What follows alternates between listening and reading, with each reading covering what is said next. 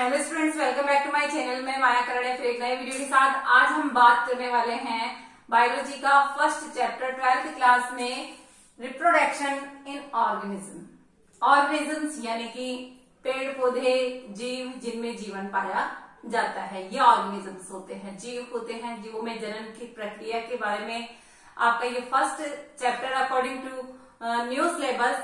अब नए सिलेबस में आपका पहला चैप्टर है रिप्रोडक्शन इन ऑर्गेनिज्म।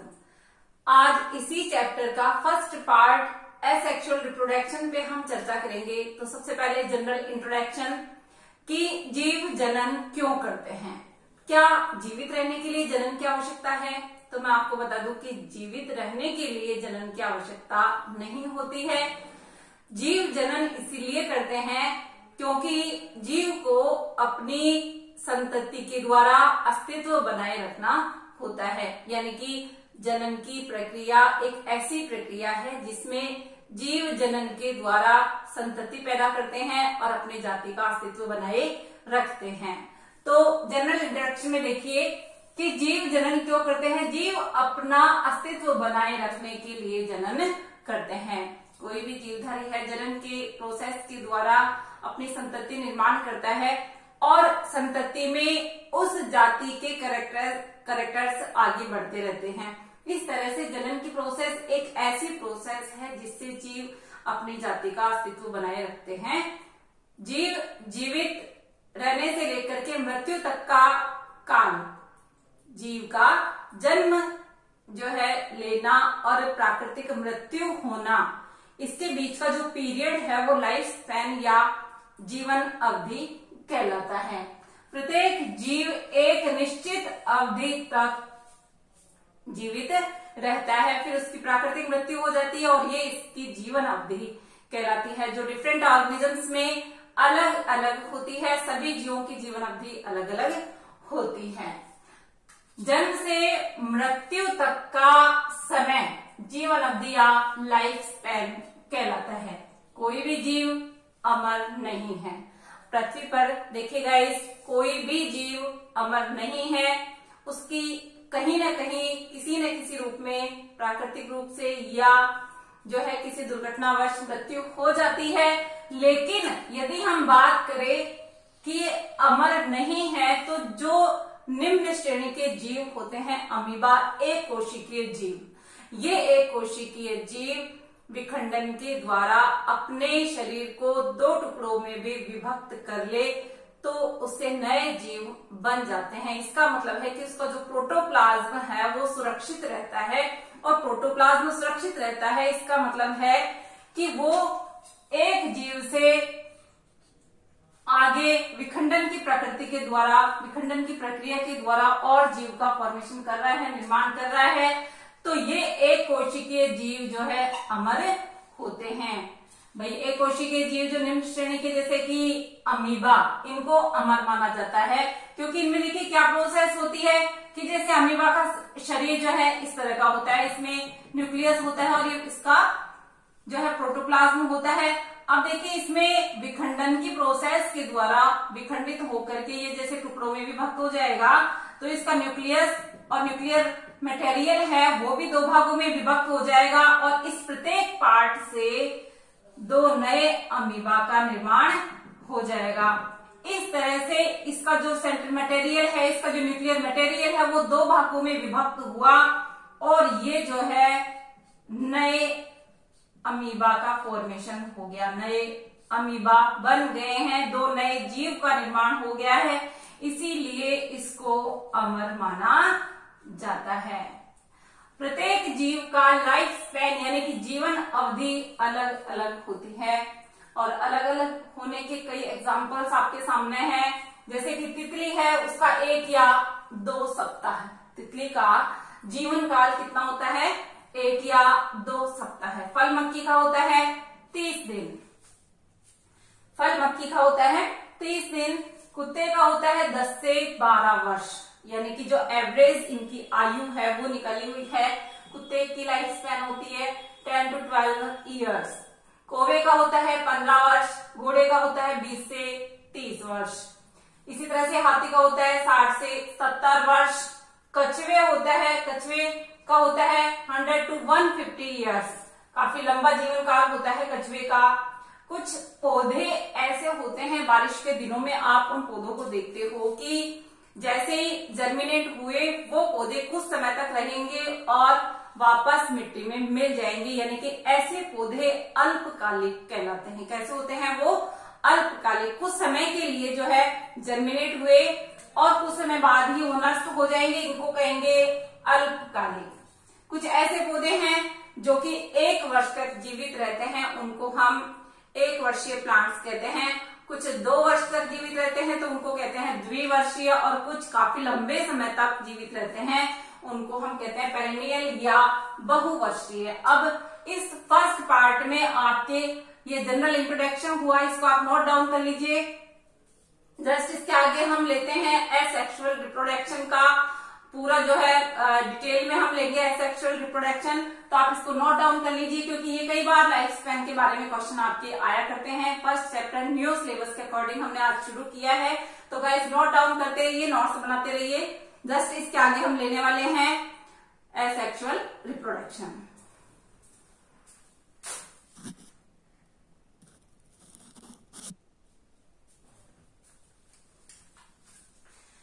देखिए, अलैंगिक जनन।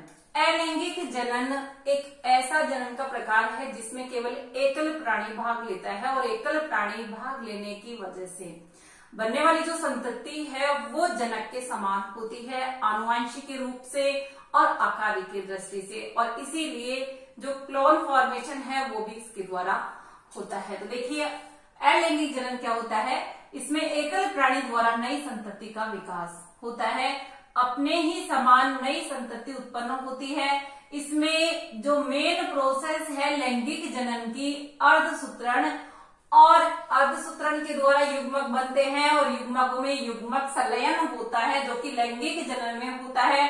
ये दोनों प्रोसेस इस अलैंगिक जनन में नहीं होती, इसीलिए आकारिकीय और आनुवंशिक रूप से बनने वाली जो संतति है वो जनक के समान होती है।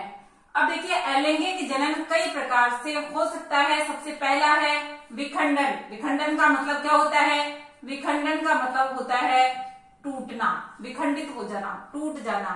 जो जनक कोशिका है वो अगर 2 या 2 से अधिक भागों में विभक्त हो जाती है तो वो विखंडित हुए जो भाग है वो नए जीव का फॉर्मेशन कर लेते हैं, नया जीव बना लेते हैं, तो ये जो है विखंडन कहलाता है। अब देखिए, विखंडन भी कई तरह का होता है, जैसे कि 2 भागों में विभक्त होता है तो उसको हम कहेंगे द्विखंडन। जैसा कि मैंने अमीबा के बारे में बताया था कि अमीबा का जो शरीर होता है वो 2 भागों में विभक्त हो जाता है और इस तरह से 2 नए प्राणी या 2 नए सूक्ष्म अमीबा बना लेता है। अब नेक्स्ट है अमीबा और पैरामीशियम। द्विखंडन के एग्जांपल्स है बहुखंडन।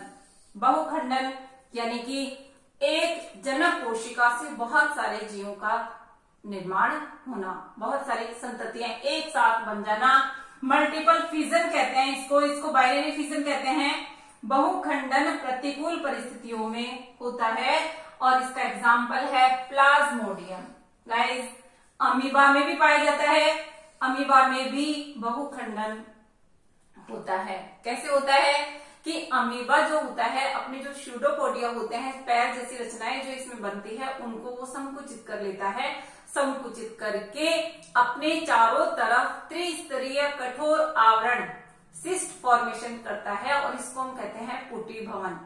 जब सिस्ट फॉर्मेशन हो चुका होता है उसके बाद जैसे ही इसका जो न्यूक्लियर मटेरियल है वो कई भागों में विभक्त हो जाता है, अनुकूल परिस्थितियां आने पर सिस्ट जो है पिघल जाती है, जल जाती है और जो डॉटर अमीबा है, सूक्ष्म जो अमीबा है वो फ्री हो जाते हैं अनुकूल परिस्थितियों में। इस तरह से छोटे छोटे अमीबा, सूक्ष्म अमीबा का फॉर्मेशन होता है। ये प्रोसेस होती है, बहुत सारी संततियां एक साथ बन रही है, इस प्रोसेस को कहते हैं बहुविखंडन या बहुखंडन।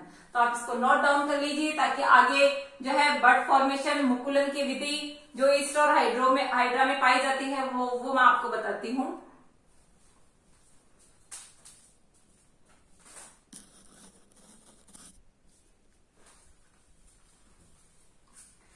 चलिए देखते हैं जनन में अगली विधि मुकुलन। मुकुलन जो विधि है इसमें बड फॉर्मेशन होता है, एक छोटी सी मुकुल का निर्माण होता है। जो मुख्य शरीर होता है, मुख्य पादप शरीर या सूक्ष्म जीवों में ये विधि देखने को मिलती है, जैसे कि ईस्ट में, हाइड्रा में, स्पंज में ये देखने को मिलती है। जैसे मेन ये जो मुख्य है ये मुख्य शरीर है और इस मुख्य शरीर पे एक छोटी सी अतिवृद्धि निकलती है और इस अतिवृद्धि को मुख्य शरीर से अतिवृद्धि निकलती है और इस अतिवृद्धि को कहते हैं मुकुल। क्या कहते हैं इसको? मुकुल कहते हैं। और इस मुकुल में ये जो इसका न्यूक्लियर मटेरियल है उसका आधा भाग इस मुकुल में चला जाता है और ये मुकुल बढ़ते बढ़ते ज्यादा बढ़ जाती है और फिर ये मुख्य पादप शरीर या मुख्य जो जीव का शरीर है उससे अलग होकर के नया जीव बना लेती है। इसी तरह से यही विधि हाइड्रा में भी देखने को मिलती है। हाइड्रा में जो है टेंटिकल्स पाए जाते हैं इस तरह से और इसके ऊपर इस तरह से अतिवृद्धि बनती है हाइड्रा पे और ये अतिवृद्धि यहाँ से इसका न्यूक्लियर मटेरियल इसमें चला जाएगा और इस तरह से ये न्यूक्लियर मटेरियल आधा इसमें रह जाता है, आधा इसमें रहता है। ये होती है मुकुल और इस मुकुल के द्वारा भी नया हाइड्रा जो है ये इस तरह से मुकुल अलग हुई और नया जो है हाइड्रा ये बना लेगी। इस तरह से ये जो है नया हाइड्रा फॉर्मेशन करेगी। ये विधि होती है मुकुल की विधि।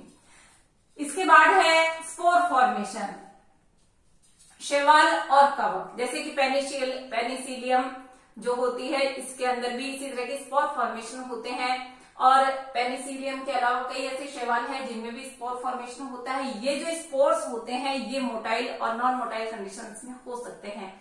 मोटाइल जो कंडीशंस में स्पोर्स होते हैं, बीजाणु जिनको कहते हैं, ये जूस्पोर्स कहलाते हैं। इनमें एक चाबुक के समान संरचना पाई जाती है, यानी कि एक जो है चाबुक जैसी संरचना होती है। जैसे कि क्लेमाइडोमोनास में इस तरह की स्ट्रक्चर पाई जाती है, ऐसे होता है क्लेमाइडोमोनास और इसके ऊपर ऐसे चाबुक के समान ये होता है इसका पक्षमार्ग, फ्लैजिला इसको कहते हैं। इंग्लिश में क्या कहते हैं इसको?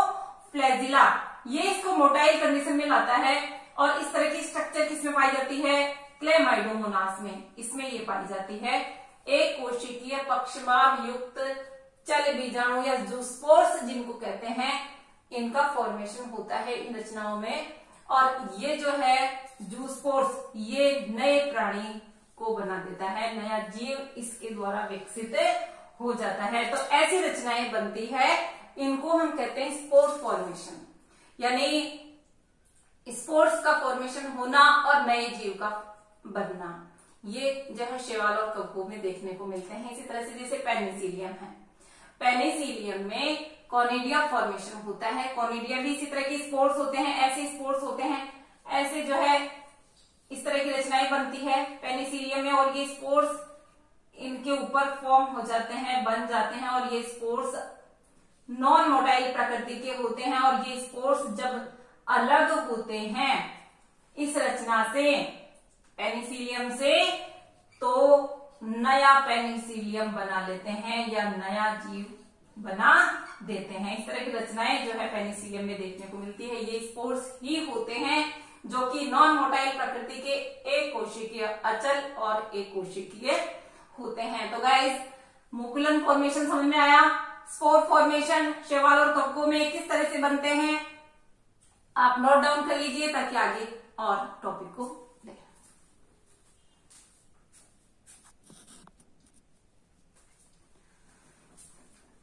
अलैंगिक जनन में चौथी विधि है खंडन।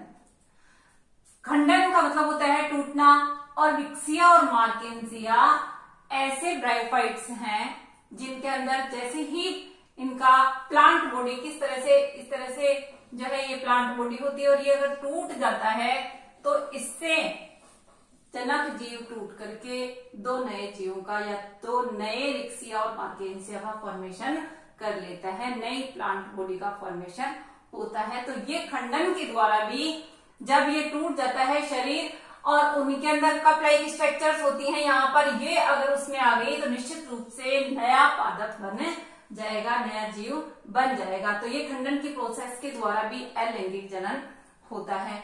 इसके बाद देखिए कायिक प्रवर्धन। गाइस, कायिक प्रवर्धन एक ऐसी विधि है जिससे कि जो मार्केट में आप देख रहे हो अलग अलग वेराइटीज आपके फ्रूट्स की देखते हो और आप बहुत सारी फ्लावर्स की वेराइटीज देखते हो, ये वेजिटेटिव रिप्रोडक्शन या वेजिटेटिव प्रोपेगेशन जिसको कहते हैं, कायिक प्रवर्धन जिसको कहते हैं, इसके द्वारा बनती है। बीज के अतिरिक्त कायिक भाग हो सकते हैं जड़, तना और पत्ती। जड़, तना, पत्ती, कोई कलिका होती है तो उसके द्वारा जो है नया पादप का विकास हो जाता है, नया पौधा इसके द्वारा बन जाता है। अर्धसूत्रण और संलयन जो कि लैंगिक जनन में होता है वो इसमें नहीं होता। पादप शरीर का भाग नया पौधा बनाता है और जिस पादप शरीर के भाग के द्वारा नया पौधा बनता है उसको हम प्रवर्ध या प्रोपेग्यूल कहते हैं। जो स्टेम की कटिंग्स है मार्केट में मिलती है, जैसे गुलाब की कटिंग्स आप देखते हो, ये क्या है, ये वेजिटेटिव प्रोपेगेशन ही है। छोटा सा भाग उस पादप का एक नया पौधा बनाता है और वो नया पौधा जो बन रहा है उसके अंदर सारे गुण समाहित है उस जो है वैरायटी के, उसके द्वारा जो आप पादप का भाग मार्केट से लाते हो, उसको मिट्टी में लगाते हो, उसके द्वारा नया पौधा आप जनरेट करते हो, ये कायिक प्रवर्धन है। उसमें आप जड़ का भाग भी हो सकता है, तने का भाग भी हो सकता है और पत्ती का भाग भी हो सकता है। पादप शरीर का भाग होता है और उससे नया पौधा बनता है। जो भाग काम में लिया उसको प्रवर्ध या प्रोपेग्यूल कहते हैं। जड़, भूमिगत तनों व पत्तियों के द्वारा ये हो सकता है। वेजिटेटिव प्रोपेगेशन जड़ के द्वारा भी हो सकता है। भूमिगत स्टेम होते हैं, जैसे आलू होते हैं, आलू के पीसेस काट के लगा दिए जाते हैं। इसी तरह से जो पुदीना होता है और ये दूब घास होती है, इनके द्वारा वेजिटेटिव प्रोपेगेशन होता है। लीव्स, ब्रायोफिलम की लीव्स के अंदर ये देखने को मिलता है। ये है कायिक प्रवर्धन। सबसे पहले हम इसमें लेंगे जड़ के द्वारा कायिक प्रवर्धन। जड़ों के द्वारा किसमें आप देखते हो, शीशम का जो प्लांट होता है, काफी बड़ा प्लांट होता है शीशम का, इसकी जो जड़ें हैं वो काफी दूर तक जाती है और उन जड़ों में ट्यूबरस रूट्स डेवलप हो जाती है। किस तरह की ट्यूबरस रूट्स डेवलप हो जाती है और वो जो रूट्स डेवलप हो रही है मिट्टी में, उससे अपस्थानिक कलिकाएं निर्मित होती है और उन अपस्थानिक कलिकाओं से नया पौधा, नया शीशम का प्लांट, सिरिस का प्लांट, मुरैया का प्लांट, ये जो है प्लांट जड़ों के द्वारा निर्मित होते हैं। जड़ों के ही भाग निकल करके दूसरी जगह जो है काफी दूर मिट्टी में ग्रो कर रहे हैं और उनमें ट्यूबरस रूट्स डेवलप हो रही है, अपस्थानिक कलिकाएं उनमें बन रही है और उसके द्वारा जो है कायिक प्रवर्धन ये जड़ वाला हो रहा है। तो ये शीशम, सिरिस, मुरैया इनमें देखने को मिलता है। तो गाइस नोट डाउन कर लीजिए, जड़ों द्वारा कायिक प्रवर्धन। और कायिक प्रवर्धन क्या होता है, अखंडन की विधि।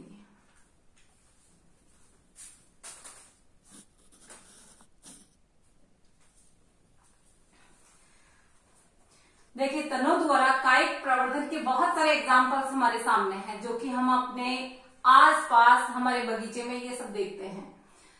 तने के द्वारा अनुकूल परिस्थिति में नया पादप बनता है तो ये तने के द्वारा वेजिटेटिव प्रोपेगेशन कहलाता है। जैसे कि अदरक में, अदरक के अंदर राइजोम विकसित होते हैं और वेजिटेटिव प्रोपेगेशन अदरक में देखने को मिलता है। इसी तरह से जो आलू होता है, जो ट्यूबर होता है आलू का, उसमें छोटी छोटी आईज बनी हुई होती है। इस तरह से जैसे आलू है और आलू के ऊपर ऐसे जो है आप इस तरह के चिन्ह देखने को मिलते हैं। यदि ये वाला पीस नया मिट्टी में लगा दिया जाता है तो नया पादप इससे विकसित हो जाता है। इस तरह से वेजिटेटिव प्रोपेगेशन आलू में होता है।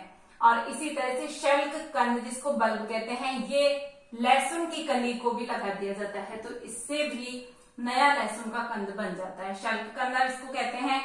घन कंद या कॉर्न केसर में पाया जाता है, इसमें भी वेजिटेटिव प्रोपेगेशन होता है। इसी तरह से दूब घास, दूब घास जरा सा आप हिस्सा लेकर के मिट्टी में लगा देते हो, ये रनर्स होते हैं जो मिट्टी में सरफेस पर जो है ग्रोथ करते हैं अपनी, इसको कहते हैं ऊपरी भूस्तर। ये वेजिटेटिव प्रोपेगेशन का ही हिस्सा है। इसी तरह से पुदीने की टहनी, जहां पानी बह रहा होता है वहां पुदीने का छोटा सा भाग लगा देते हो तो इसके द्वारा भी वेजिटेटिव प्रोपेगेशन होता है। इसी तरह से भूस्थारी। स्ट्रॉबेरी में स्टोलन जिसको कहते हैं, स्ट्रॉबेरी में वो जो है वेजिटेटिव प्रोपेगेशन मिलता है। इसी तरह से जलकुंभी, नाम आते ही बिल्कुल आप समझ गए होंगे कि जलकुंभी क्या है। एक वाटर वीड होती है जो कि जिस पॉन्ड में इसने अपना जमावड़ा जमा लिया तो निश्चित रूप से पूरी सरफेस पर ग्रोथ कर जाएगी और पूरी सरफेस पर, वाटर सरफेस पर ग्रोथ कर जाती है। उस जलाशय का जल भी सूखने लगता है। उस जलाशय में जो पाए जाने वाले प्राणी हैं, उस जलाशय के अंदर जो जीव हैं, उनके लिए ऑक्सीजन की कमी हो जाएगी। ये वाटर वीड होती है जलकुंभी, जो कि बंगाल के आतंक के नाम से ये जानी जाती है। ये जलकुंभी, इसके अंदर भी इसी तरह का वेजिटेटिव प्रोपेगेशन देखने को मिलता है। देन पत्तियों के द्वारा, ये हमने देखा तने के द्वारा, ये स्टेम है, ये जो हम पढ़ रहे हैं इसके लिए ये सब तने के द्वारा वेजिटेटिव प्रोपेगेशन के एग्जांपल्स है। पत्तियों के द्वारा वेजिटेटिव प्रोपेगेशन का बहुत अच्छा उदाहरण है ब्रायोफिलम, जो कि अक्सर घरों में लगाते भी हैं। आपके गमले में लगा हुआ ब्रायोफिलम आप देखोगे तो बड़ा सुंदर सा जो है लीव्स के ऊपर दूसरी लीव्स लगी हुई, तो ये लीव्स लाइक प्लांट होता है और उस पत्ती के किनारों के ऊपर उसी तरह की पत्तियां विकसित होती है। तो ये पत्तियों के किनारों पर विकसित होता जाता है, ये ब्रायोफिलम ही होता है जो पत्ती के द्वारा वेजिटेटिव प्रोपेगेशन बताता है। इसके बाद बिगोनिया, बिगोनिया के अंदर भी पत्ती के द्वारा वेजिटेटिव प्रोपेगेशन या कायिक प्रवर्धन का उदाहरण है। इसकी जो पर्णवृंत और शिराएं होती है उनकी सतह से कलिकाएं निकलती है और इस तरह से बिगोनिया के पादप में वेजिटेटिव प्रोपेगेशन देखा जाता है।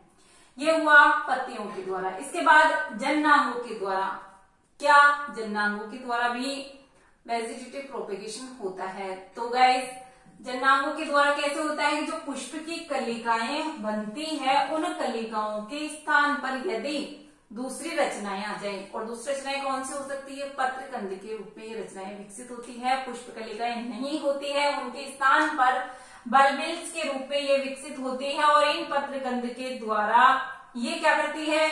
ये जैसे ही भूमि पर गिरेगी, जमीन पर गिर करके नए पादप में विकसित हो जाएंगी। इस तरह से बल्बिल्स या पत्रकंद के द्वारा नया पादप विकसित हो जाएगा, जो कि जन्नांगों का एक भाग माना जाता है। कहाँ विकसित हो रहा है? पुष्प कलिकाओं के स्थान पर पत्रकंद की रचना के रूप में ये विकसित हो रहा है। इस तरह से जन्नांगों के द्वारा ये वेजिटेटिव प्रोपेगेशन हुआ। अब आप इसको नोट डाउन कर लीजिए ताकि इसके महत्व को मैं आपको क्लियर करूं।